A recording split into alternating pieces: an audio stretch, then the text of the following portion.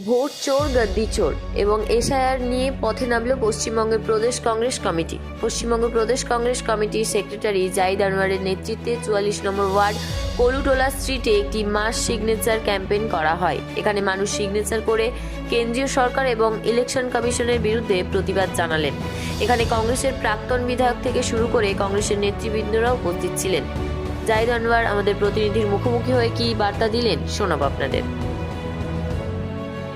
आज आप देखिए ना, हिंदुस्तान में जितने भी लोग हैं उसका बुनियादी हुकूक क्या है? उसका बुनियादी हुकूक उसका वोट है कि अपना सरकार वो खुद चुने, अपना नुमाइंदा वो खुद चुने, अपना लीडर वो खुद चुने। उसी को चोरी करने की बात हो रही है। आज आप इस्तेमाल कर रहे हैं, एआई का इस्तेमाल कर रहे हैं, आप अपने जितने भी विंग्स है उसका इस्तेमाल करके आज जो ख़त्म करने की कोशिश कर रहे हैं हिंदुस्तान के कॉन्स्टिट्यूशन को। ऐसे तो हिंदुस्तान नहीं बन सकता। आप सत्ता में 10 दिन और ज़्यादा रह सकते हैं, आप सत्ता में 10 दिन ज़्यादा रह सकते हैं, मगर आप सत्ता में ताउम्र नहीं बन सकते। वो एक इंतज़ाम करना चाह रहे हैं कि मैं 50 साल की सरकार बना सकूं। उसके लिए वोट चोर और वोट चोरी का सिलसिला वहाँ चलाना चाह रहे हैं। और इस तमाम के लिए हम तमाम कांग्रेसी राहुल गांधी के लय में ये कह रहे हैं कि वोट चोर गद्दी छोड़। हर इलाके में ये प्रोग्राम हो रहा है। क़यादत है राहुल गांधी की, अधीर रंजन चौधरी की, शुभंकर सरकार की, प्रदीप भट्टाचार्य की और इंटायर वार्ड 44 के तमाम कांग्रेस कमेटी के लोग। ये ना आसाम में नहीं कर रहे हैं, बंगाल में क्यों करने चले? आसाम জন্য বলছে না না না আসামে হবে না, কেন এখানে কেন করছে? আপনি বলুন, এটা করে আপনি কি সাবিত করতে চাচ্ছেন? আমরা বাংলা বললে আমরা জামান বুঝেন, আমাদের জামান বাংলা হলে ওরা বলবে কি আমরা বাংলাদেশি। আমি উর্দু বললে আমি পাকিস্তানি, আমি পারসি বললে আমি ইরানি, আমি আরবি বললে আমি আরবস। এটা হয় নাকি? Hindustan is a mix culture, diversity और mixed culture. Hindustan have the every human being have unity and diversity. And Hindustan have everyone have right to vote, and that must be a fight. আমরা তো চেষ্টা করে যাচ্ছি, রাহুল গান্ধী আমাদের নেতা জননায়ক, উনি ওই কথাটা তুলেছেন। মানুষের মধ্যে যা একটা ছিল, আমরা ভোট দিচ্ছি, বারবার কংগ্রেসকে ভোট দিয়েছি আর কংগ্রেসে ইন্ডিয়া গঠবন্ধনদেরকে ভোট দিচ্ছি, কিন্তু আবার বিজেপি কী করে চলে আসছে? এই প্রশ্ন যেটা ছিল, এই প্রশ্ন কিন্তু রাহুল গান্ধীর মনে আছে। মানুষ বলছে আমি ভোট দিইনি, কী করে জিতলো?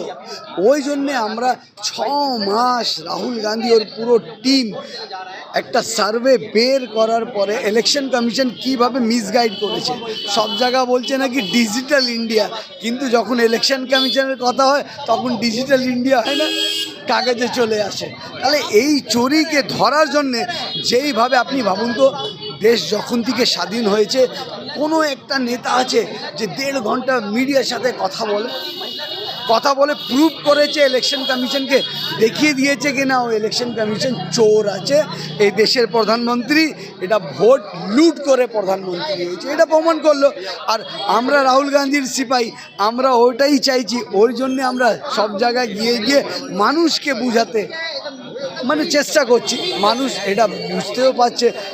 হাজার লোক, যেখানে আমাদের প্রোগ্রাম হচ্ছে হাজার লোক ওইখানে সিগনেচার করতে আসছে। এইটাই আমাদের উদ্দেশ্য আছে, মানুষের মধ্যে চেতনা, মানুষের জাগরুকতা আমরা ফেলাতে চাই। দেখুন, কিচ্ছু হবে না, এরা যতই চাক কিচ্ছু পারবেন না। মানুষের সাথে কংগ্রেস ছিল, আছে, থাকবে।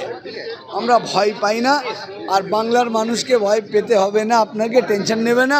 যেইখানে যেই বুথে যেই ব্লকে কোনো অসুবিধা হলে ওইখানকার কংগ্রেসি কর্মীদের পাশে যাবেন, ওইখানকার কংগ্রেসি নেতাদের কাছে যাবেন।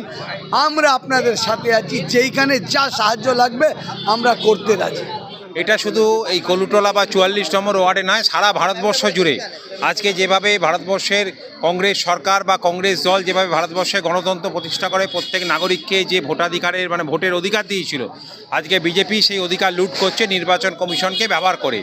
তার বিরুদ্ধে মল্লিকার্জুন খার্গেজি, রাহুল গান্ধীজি এবং পশ্চিমবঙ্গের শুভঙ্কর সরকারের নেতৃত্বে আজকে যে সারা ভারতবর্ষ এবং বাংলা জুড়ে যে আন্দোলন, আমরা নাগরিকদের যে অধিকার কংগ্রেস সরকার দিয়েছে, ভারতবর্ষের সংবিধান দিয়েছে, সে অধিকার আমরা লুট হতে দেবো না। এটাই আমাদের শপথ, এটাই আমাদের ওয়াদা। তাই জন্য আজকে কর্মসূচি, এবং যে স্বাক্ষর সংগ্রহ করা হবে সাধারণ মানুষের কাছ থেকে মহামান্য রাষ্ট্রপতির কাছে আমাদের সর্বভারতীয় কংগ্রেস কমিটি সেটা জমা দেবে, এবং এর যে ভারতবর্ষের গণতান্ত্রিক কাঠামোকে অক্ষুণ্ণ রাখার স্বার্থে।